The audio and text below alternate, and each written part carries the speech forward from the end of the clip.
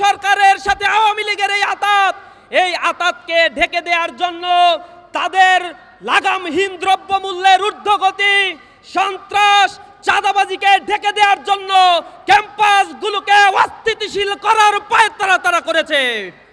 গতকাল আমাদের ক্যাম্পাসগুলোতে রক্ত ঝরানো হয়েছে। আজ আমরা বলতে চাই, গতকাল যারা ক্যাম্পাসে হামলা করেছে এরা একটাও কোনো ছাত্র না, এগুলো সব ছাত্র সন্ত্রাসী টোকাই। ক্যাম্পাসে যাদেরকে তোমরা নিয়ে এসেছো, যাদেরকে দিয়ে ক্যাম্পাসে তোমরা কমিটি দিয়েছো, এদের ছাত্র জীবন শেষ হয়েছে 15-20 বছর আগে। তাদের সন্তানরাও এখন ছাত্র দল করার বয়স হারিয়েছে। এই আদু ভাইদের দিয়ে ক্যাম্পাসের নির্বাচিত প্রতিনিধিদের গায়ে তোমরা হাত তুলেছো।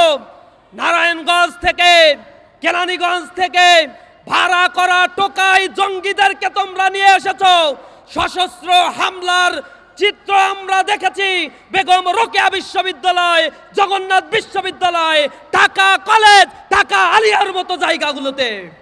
গতকাল কাপুরুষের মতো রাতের বেলায় ঘুমন্ত ছাত্রদের উপর, ঢাকা গ্রাফিক্স আর্টস কলেজের সাধারণ শিক্ষার্থীদের উপর তারা বর্বরোচিত হামলা করেছে। ক্যাম্পাসের হল দখল করেছে। তেজগাঁও কলেজের সাকিবকে মাদক কাণ্ডের সাথে জড়িত থাকার কারণে ছাত্র দলের বিরোধিতা করায় সাকিবকে তারা নৃশংসভাবে হত্যা করেছে। মাদকের বিরোধিতা করায় ঠাকুরগাঁয়ের হত্যাকাণ্ডের ঘটনা ঘটেছে। আমরা বলতে চাই, ছাত্র দলের সন্ত্রাসীদের যদি লাগাম না ধরা হয়, বিএনপি তার টোকাই বাহিনীর লাগাম না ধরে, আমরা প্রতিরোধ করে তুললে কোন ক্যাম্পাসে 10 মিনিটও দাঁড়াতে পারবে না। ইসলামী ছাত্র শিবির সহনশীলতার পরিচয় দিচ্ছে। বারবার আমরা বলার চেষ্টা করছি তাদের কেন্দ্রীয় নেতৃবৃন্দকে, আমরা ক্যাম্পাসকে শান্ত রাখতে চাই। পূর্বের সেই ফ্যাসিবাদী বন্দোবস্ত ফিরিয়ে আর আনতে চাই না।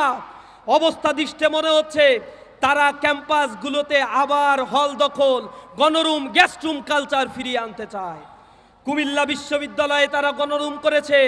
তাদের এই গণরুমের প্রতিবাদে কুমিল্লা বিশ্ববিদ্যালয়ের সকল ছাত্র সংগঠন, সাধারণ ছাত্ররা যখন প্রতিবাদ মুখর হয়েছে, এই লেজ গোটানো কাপুরুষেরা তখন পালাতে বাধ্য হয়েছে। কিছুক্ষণ আগে আমরা দেখেছি, কিছুদিন আগে ক্যাম্পাসগুলোতে ছাত্ররা যেখানে প্রতিবাদ করেছে, প্রতিবাদে রুখতে না পেরে ছাত্র দলের এমন কোনো কর্মী বাহিনী বাংলাদেশের একটা ক্যাম্পাসেও নাই যে রানিং শিক্ষার্থীদের দিয়ে ক্যাম্পাসে তারা আন্দোলন করতে পারে, মিছিল করতে পারে। ঢাকা বিশ্ববিদ্যালয়ে তারা মিছিল করে। প্রতিটা মিছিলে বাইরে থেকে লোক নিয়ে এসে, ভাড়া করা টোকাইদের নিয়ে এসে, অছাত্রদের নিয়ে এসে, আদু ভাইদেরকে নিয়ে এসে এই ক্যাম্পাসগুলোকে তারা উত্তপ্ত করার চেষ্টা করছে। শহীদুল্লাহ হলে হামলা করা হয়েছে, বিনা উস্কানিতে, বিনা কারণে নির্বাচিত প্রতিনিধিদের গায়ে হাত দেওয়া হয়েছে। আমরা দেখেছি আলিয়া মাদ্রাসায় সর্বজন স্বীকৃত শ্রদ্ধেয় আলেম, সম্মানিত অধ্যক্ষকে তারা রক্তাক্ত করেছে, ক্যাম্পাসের শিক্ষকদের তারা রক্ত জড়িয়েছে।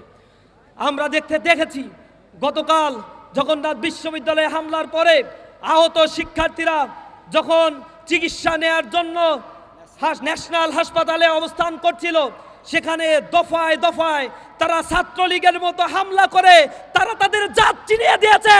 এরা কোনো ছাত্র সংগঠন না, এরা চিহ্নিত সন্ত্রাসী। এই সন্ত্রাসীদের লাগাম টেনে ধরার জন্য প্রধানমন্ত্রীকে আমি অনুরোধ জানাচ্ছি, যদি প্রধানমন্ত্রী সন্ত্রাসীদের লাগাম টানতে ব্যর্থ হয়, ইসলামী ছাত্র শিবির ছাত্র জনতাকে সাথে নিয়ে প্রতিটা সন্ত্রাসীর দাঁত উপড়ে ফেলবে ইনশাআল্লাহ। আমরা সহনশীলতা দেখাচ্ছি মানে এটা আমাদের দুর্বলতা নয়। ইসলামী ছাত্র শিবিরকে আপনারা হারে হারে চিনেন। 17 বছর আন্দোলন সংগ্রামে ছাত্র দলের নেতাকর্মীদের চিহ্ন আমরা খুঁজে পাই নাই।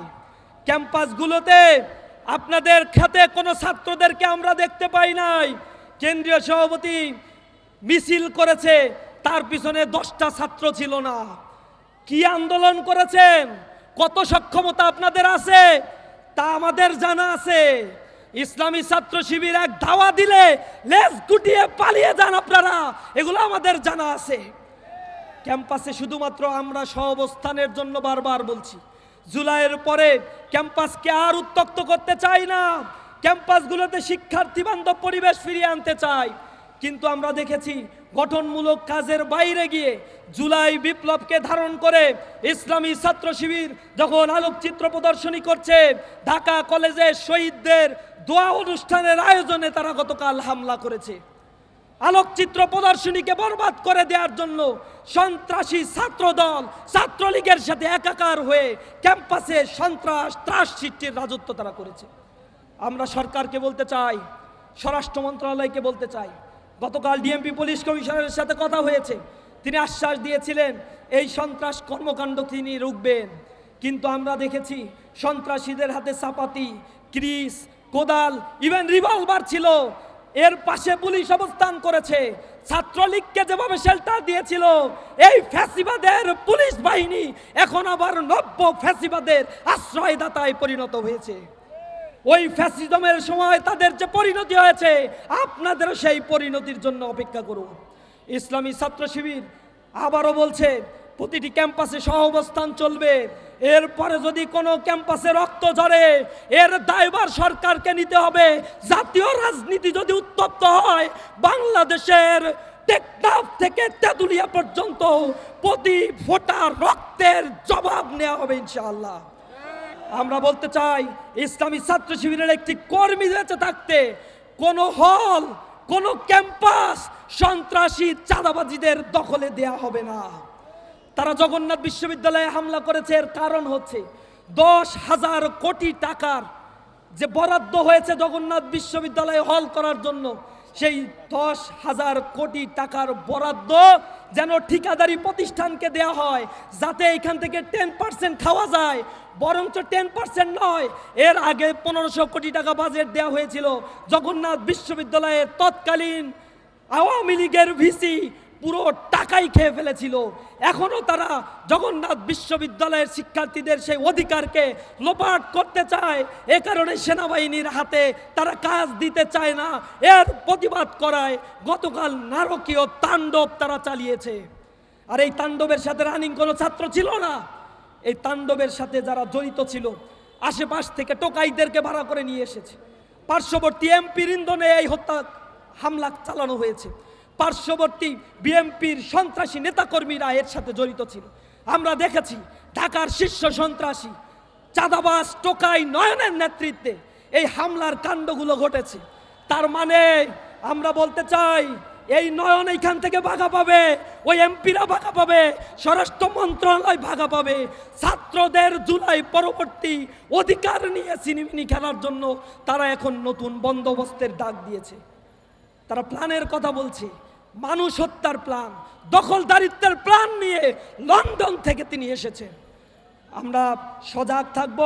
প্রতিটা আন্দোলনে ইসলামী ছাত্র শিবিরের জনশক্তিদের সার্বক্ষণিক প্রস্তুতি গ্রহণ করার উদাত্ত আহ্বান জানিয়ে আজকে যারা এখানে উপস্থিত হয়েছেন, প্রিয় সাংবাদিক বন্ধুগণ, ইসলামী ছাত্র শিবিরের সাবেক কেন্দ্রীয় সভাপতিবৃন্দ, ইসলামী ছাত্র শিবিরের বিভিন্ন শাখার নেতৃবৃন্দ, প্রিয় ছাত্র সমাজ, সকলকে আন্তরিক ধন্যবাদ জানিয়ে আমার কথা শেষ করছি। আসসালামু আলাইকুম ওয়া রাহমাতুল্লাহি ওয়া বারাকাতুহু।